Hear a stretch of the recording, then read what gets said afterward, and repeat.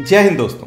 आज के वीडियो में मैं आपको ECHS रेफरल पर लेटेस्ट गाइडलाइंस के बारे में बताऊंगा। जैसा कि आपको मालूम है, अक्सर ऐसा होता है कि जिस ट्रीटमेंट या टेस्ट की पेशेंट को ज़रूरत है उसकी सुविधा ECHS पॉलीक्लिनिक में अवेलेबल नहीं होती। ऐसे में ECHS पॉलीक्लिनिक के डॉक्टर हमें या हमारे फैमिली मेंबर को सिविल हॉस्पिटल्स में रेफर करते हैं। इन सिविल हॉस्पिटल्स को कहते हैं इम्पैनल्ड हॉस्पिटल। इसका अर्थ है कि ये हॉस्पिटल ECHS के पैनल पर है, यानी इनका ECHS के साथ कॉन्ट्रैक्ट है कि ये ECHS बेनिफिशरीज का इलाज करेंगे। हाल ही में ECHS ने रेफरल की प्रक्रिया को पहले से काफी सरल कर दिया है। तो चलिए जानते हैं इस नई प्रक्रिया के बारे में। उससे पहले आपको 2 रेफरल फॉर्म दिखाता हूं और बताता हूं कि उन रेफरल फॉर्म्स में क्या क्या महत्वपूर्ण बातें लिखी हैं जिन पर आपने ध्यान देना है। तो ये आ गया पहला रेफरल फॉर्म आपकी स्क्रीन पर। ये बहुत छोटा दिख रहा है तो इसे 2 भागों में दिखाऊंगा। तो ये है रेफरल फॉर्म का ऊपर का हिस्सा। इसमें 3 इंपॉर्टेंट बातें जो लिखी हुई हैं उनको मैंने एक रेड कलर के रेक्टेंगल में दिखाया है।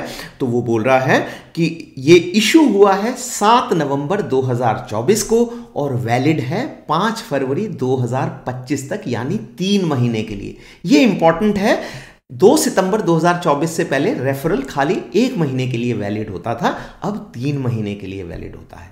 और उसके अलावा जो इंपॉर्टेंट बात नीचे लिखी है वो है नंबर ऑफ सेशंस अलाउड 6, यानी कि आप इसी रेफरल के बेसिस पर स्पेशलिस्ट के पास इन 3 महीने के दौरान 6 बार दिखा सकते हैं। आपको 6 कंसल्टेशंस तक दोबारा ECHS से रेफरल लेने की जरूरत नहीं पड़ेगी।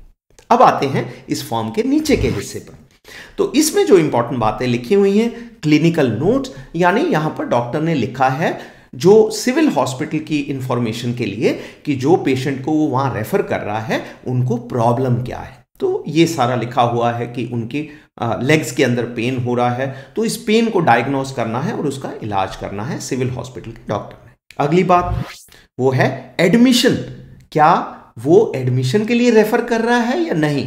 तो इसमें डॉक्टर ने लिखा है कि इस पेशेंट को एडमिट नहीं करना है, सिर्फ इनका इलाज करना है। अगला इन्वेस्टिगेशन। क्या क्या टेस्ट कराने हैं, क्या क्या टेस्ट इस रेफरल फॉर्म के बेसिस पे कराए जा सकते हैं, वो उन्होंने इसमें मेंशन कर दिए हैं। अगला कंसल्टेशन फॉर नो। इसका मतलब ये है कि ये जो रेफरल है ये सिर्फ टेस्ट के लिए है। इसमें सिविल हॉस्पिटल के किसी स्पेशलिस्ट को दिखाना नहीं है, सिर्फ बाहर टेस्ट कराना है और टेस्ट कराकर वापस ECHS के डॉक्टर के पास आना है। और अंत में सबसे नीचे 2 इंपॉर्टेंट चीजें लिखी हुई हैं, attendant reimbursement and travel reimbursement. दोनों के आगे लिखा हुआ है नो। इसका अर्थ है कि ये जो इलाज बताया गया है, जिसके लिए रेफरल फॉर्म दिया गया है, ये आपको अपने शहर में ही कराना है, किसी दूसरी जगह पर जाकर नहीं। ये रीइंबर्समेंट तब मिलता है अगर कोई ऐसा इलाज है जो आपके शहर में अवेलेबल नहीं है, तब आपको ECHS से रेफरल फॉर्म में लिख कर दिया जाता है कि आप एक अटेंडेंट के साथ ये इलाज किसी दूसरे शहर में जाकर करा सकते हैं। और जब आप ऐसा कराते हैं तो वापस आकर आप उस यात्रा के कॉस्ट को भी क्लेम कर सकते हैं। तो ये था पहला रेफरल फॉर्म। अब जल्दी से देख लेते हैं दूसरे रेफरल फॉर्म को। वो भी ऐसा ही है, जस्ट इसका रिवीजन हो जाएगा।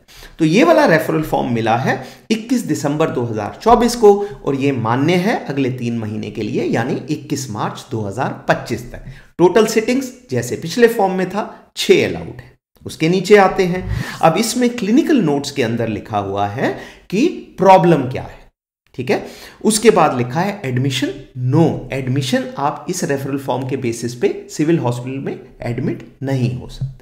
नेक्स्ट, ये चीज पिछले फॉर्म से अलग है। इसके अंदर इन्वेस्टिगेशन नहीं लिखे हैं, इसमें लिखा है कंसल्टेशन फॉर मेडिकल ऑन्कोलॉजिस्ट या सर्जन। मतलब इस स्पेशलिस्ट के पास जाकर मैं इन डॉक्टर्स को कंसल्ट कर सकता हूं।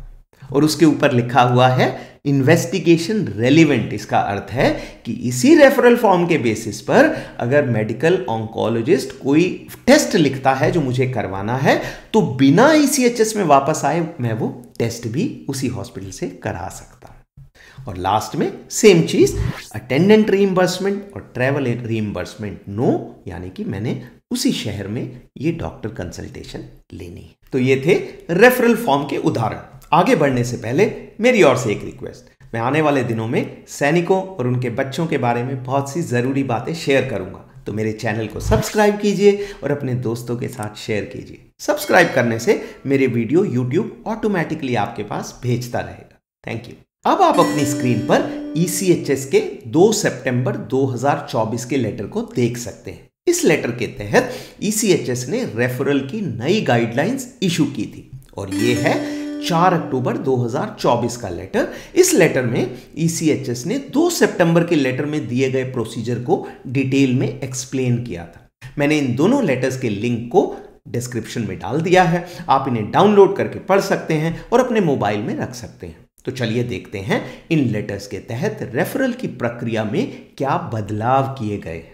नंबर 1, तो सबसे बड़ा बदलाव यह है कि 2 सितंबर 2024 से पहले ECHS का रेफरल वैलिड होता था 1 महीने के लिए। यानी अगर आप रेफरल मिलने के बाद 1 महीने के अंदर हॉस्पिटल नहीं गए तो रेफरल अमान्य हो जाता था।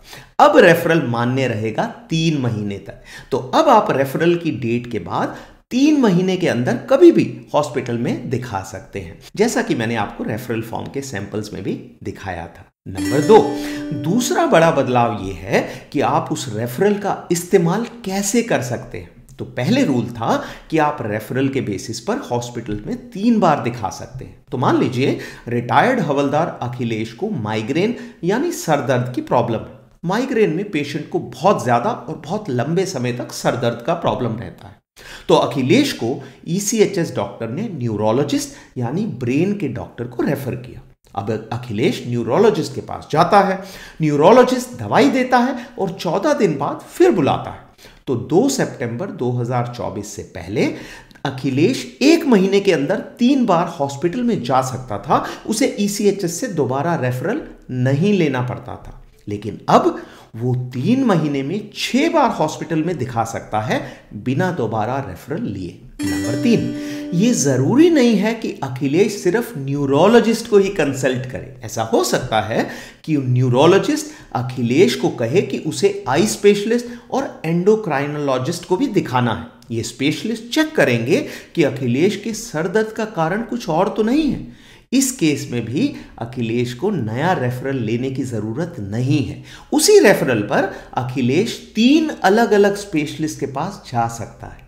शर्त यह है कि ये सभी कंसल्टेशन 3 महीने के अंदर होने चाहिए और टोटल कंसल्टेशन 6 से ज्यादा नहीं हो सकते। नंबर 4, ऐसा हो सकता है कि न्यूरोलॉजिस्ट अखिलेश से कहे कि उसे कुछ टेस्ट करवाने पड़ेंगे। तो नया रूल ये है कि रूटीन टेस्ट के लिए अखिलेश को ECHS से दोबारा रेफरल लेने की जरूरत नहीं है। हॉस्पिटल उसी रेफरल पर वो टेस्ट भी करेगा।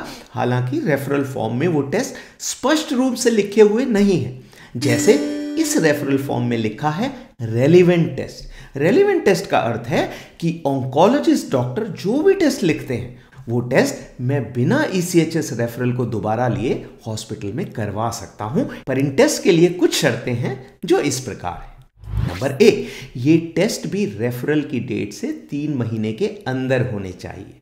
नंबर 2, इन टेस्ट की कीमत 3,000 रुपए से कम होनी चाहिए। अगर किसी टेस्ट की कीमत 3,000 रुपए से ज्यादा है तो अखिलेश को ECHS से दोबारा रेफरल लेना पड़ेगा। नंबर 3, अगर हॉस्पिटल के डॉक्टर ने कोई स्पेशलाइज्ड टेस्ट लिखे हैं जैसे कि CT scan, MRI, PET scan वगैरह, तो भी अखिलेश को ECHS से दोबारा रेफरल लेना पड़ेगा। नंबर 4, ऐसा हो सकता है कि टेस्ट के बाद सिविल हॉस्पिटल का डॉक्टर कहे कि ऑपरेशन के लिए अखिलेश को हॉस्पिटल में एडमिट होना पड़ेगा। तो हॉस्पिटल एडमिशन के लिए पहला रेफरल मान्य नहीं होगा। हॉस्पिटल एडमिशन और ऑपरेशन के लिए अखिलेश को ECHS से दोबारा रेफरल लेना पड़ेगा। नंबर 5, अब उदाहरण लेते हैं रिटायर्ड सूबेदार राव का। राव साहब के बारे में विशेष बात यह है कि उनकी उम्र 70 साल से ज्यादा है। तो अगर पेशेंट की उम्र 70 साल से ज्यादा है तो टेस्ट के लिए इन नियमों में कुछ रियायत दी गई है। यानी राव साहब बिना ECHS से रेफरल लिए 3,000 रुपए से ज्यादा का टेस्ट या स्पेशल टेस्ट जैसे MRI और CT स्कैन भी करवा सकते हैं। लेकिन अगर हॉस्पिटल का डॉक्टर कोई दवाई लिखता है तो राव साहब को दवाई ECHS से ही लेनी पड़ेगी। इस बारे में एक और इंपॉर्टेंट बात बताना चाहूंगा। कुछ दिन पहले मेरे एक दोस्त को ECHS ने हॉस्पिटल में रेफर किया। हॉस्पिटल के डॉक्टर ने 3 महीने की दवाई लिखी और उन्होंने फौरन हॉस्पिटल की डिस्पेंसरी से वो दवाई खरीद ली। अगर आप ऐसा करते हैं तो आप ECHS से दवाइयों का पैसा क्लेम नहीं कर पाएंगे। प्रोसीजर ये है कि आप हॉस्पिटल डॉक्टर की प्रिस्क्रिप्शन के साथ ECHS वापस आएंगे, ECHS डॉक्टर दवाई फिर से लिखेंगे और आपको दवाई ECHS डिस्पेंसरी से मिलेगी। अगर ECHS डिस्पेंसरी में दवाई अवेलेबल नहीं है तो आपको NA मिलेगा, जिसके आधार पर आप दवाइयों को बाहर से खरीद सकते हैं और क्लेम कर सकते हैं। तो इस बात को ध्यान में रखना है। बहरहाल ये था 70 साल से ज्यादा उम्र वाले ECHS बेनिफिशियरीज के लिए नए रूल। 2 सितंबर 2024 से पहले इन रूल्स की एज लिमिट थी 75 साल यानी 75 इयर्स। अब उसे घटाकर 70 इयर्स यानी 70 साल कर दिया गया है। तो ये थे टेस्ट के बारे में कुछ नियम। अब आते हैं 70 साल से ज्यादा उम्र के ECHS बेनिफिशियरीज के लिए एक और महत्वपूर्ण नियम पर। यह भी पहले 75 साल यानी 75 ईयर्स से ज्यादा उम्र के लोगों पर लागू था, अब ये 70 ईयर्स से ज्यादा लोगों पर लागू है। तो नियम यह है कि अगर राव साहब की उम्र 70 साल से ज्यादा है तो उन्हें OPD के लिए ECHS के रेफरल की जरूरत नहीं है। OPD का अर्थ है आउट पेशेंट डिपार्टमेंट, यानी जब राव साहब को सिर्फ डॉक्टर को दिखाना है, सिविल हॉस्पिटल में एडमिट नहीं होना है, तो राव साहब सिविल हॉस्पिटल में OPD में बिना ECHS के रेफरल के जा सकते हैं। ऐसा हो सकता है कि OPD के दौरान सिविल डॉक्टर राव साहब को कोई टेस्ट करवाने के लिए कहें या कोई ऑपरेशन करवाने के लिए कहें, तो इन टेस्ट या ऑपरेशन के लिए भी राव साहब को ECHS से रेफरल की जरूरत नहीं है। ऑपरेशन की एक शर्त है कि वो ऑपरेशन या प्रोसीजर ECHS और हॉस्पिटल के कॉन्ट्रैक्ट में लिस्टेड होना चाहिए।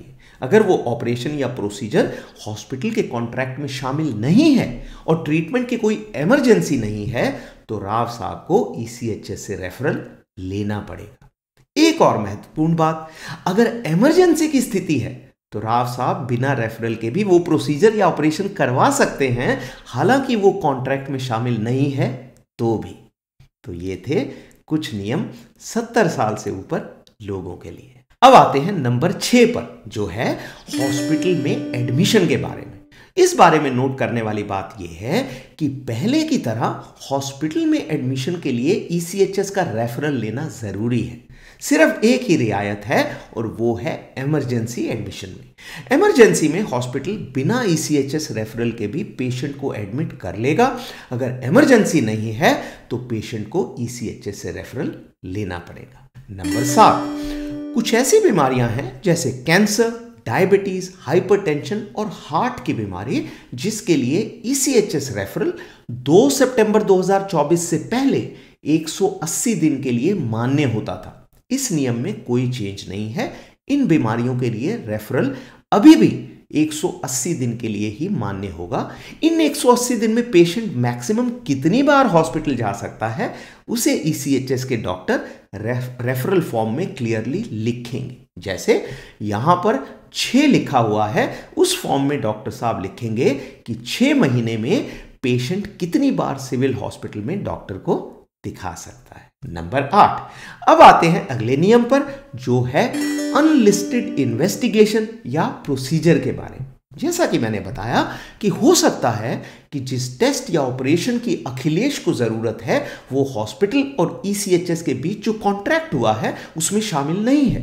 तो ऐसे अनलिस्टेड इन्वेस्टिगेशन या प्रोसीजर के बारे में नए नियम इस प्रकार होंगे। पहली बात, अगर ये इन्वेस्टिगेशन या प्रोसीजर किसी आर्मी हॉस्पिटल या सरकारी हॉस्पिटल ने एडवाइस किए हैं तो इसके लिए सिविल हॉस्पिटल ECHS रेफरल नहीं मांगेगा। सिविल हॉस्पिटल वो इन्वेस्टिगेशन या इलाज करेगा और बाद में ECHS से क्लेम करेगा।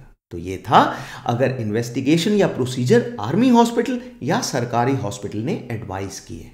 दूसरा केस हो सकता है जब ये इन्वेस्टिगेशन या प्रोसीजर खुद उसी सिविल हॉस्पिटल ने एडवाइस किए हैं। इस केस में भी अगर उस इन्वेस्टिगेशन या प्रोसीजर की कीमत 5,000 रुपए से कम है तो हॉस्पिटल बिना किसी रेफरल के वो कर देगा। अगर इन्वेस्टिगेशन या प्रोसीजर की कीमत 5,000 रुपए से ज़्यादा है और इमरजेंसी नहीं है तो पेशेंट को ECHS से रेफरल लेना पड़ेगा। तो ये थे नए नियम सिविल हॉस्पिटल में अनलिस्टेड इन्वेस्टिगेशन और अनलिस्टेड प्रोसीजर्स के बारे में। अब आते हैं आखिरी रूल पर, जो है गवर्नमेंट हॉस्पिटल या सरकारी अस्पताल की परिभाषा। तो जो हॉस्पिटल गवर्नमेंट हॉस्पिटल या सरकारी अस्पताल की परिभाषा में शामिल हैं उन्हें आप अब अपनी स्क्रीन पर देख सकते हैं। ये हॉस्पिटल इस प्रकार है। पहला, सभी एम्स यानी all India institute for medical sciences. आज की डेट में इंडिया में टोटल 25 यानी 25 एम्स हैं। इनमें से 20 ऑपरेशनल हैं और बाकी 5 2025 में ऑपरेशनल हो जाएंगे। दूसरा, सभी हॉस्पिटल जो सेंट्रल या स्टेट गवर्नमेंट्स द्वारा चलाए जा रहे हैं। तीसरा, सभी टाटा मेमोरियल हॉस्पिटल्स। और अंत में नॉर्थ ईस्ट इंस्टीट्यूशंस यानी कि वो हॉस्पिटल जो नॉर्थ ईस्टर्न इंडिया में नॉर्थ ईस्ट इंस्टीट्यूशंस की कैटेगरी में आते हैं। अब आपके लिए यह जानना क्यों जरूरी है? ये इसलिए जरूरी है क्योंकि अगर हम इन हॉस्पिटल्स में कोई भी ट्रीटमेंट या प्रोसीजर या इन्वेस्टिगेशन करवाते हैं तो उसके लिए ECHS के रेफरल की जरूरत नहीं है। सरकारी अस्पताल में हम कोई भी इलाज बिना ECHS रेफरल के करवा सकते हैं। तो ये था आज का वीडियो। एंड करने से पहले इंपॉर्टेंट पॉइंट एक बार फिर दोहरा देता हूं। नंबर 1, ECHS रेफरल अब 3 महीने के लिए मान्य है। नंबर 2, ECHS रेफरल के तहत आप 3 महीने में 6 बार स्पेशलिस्ट को दिखा सकते हैं। अगर सिविल हॉस्पिटल का वो स्पेशलिस्ट डॉक्टर 2 और स्पेशलिस्ट को रेफर करता है तो उन्हें भी उसी रेफरल पर दिखा सकते हैं। शर्त यह है कि टोटल 6 बार से ज्यादा कंसल्ट नहीं कर सकते। नंबर 3, अगर वो सिविल हॉस्पिटल या स्पेशलिस्ट कोई टेस्ट लिखता है और अगर उस टेस्ट की कीमत 3,000 रुपए से कम है तो भी दोबारा रेफरल की जरूरत नहीं है। लेकिन स्पेशल टेस्ट जैसे MRI, CT scan, PET scan वगैरह के लिए दोबारा रेफरल लेना पड़ेगा। और अंत में नंबर 4, 70 साल से ज्यादा उम्र के ECHS बेनिफिशियरी OPD के लिए बिना रेफरल के सिविल हॉस्पिटल में जा सकते हैं, पर उन्हें दवाई ECHS से ही लेनी पड़ेगी। तो ये था आज का वीडियो। आज के लिए इतना ही। अगले वीडियो तक अपना ख्याल रखें और स्वस्थ रहें।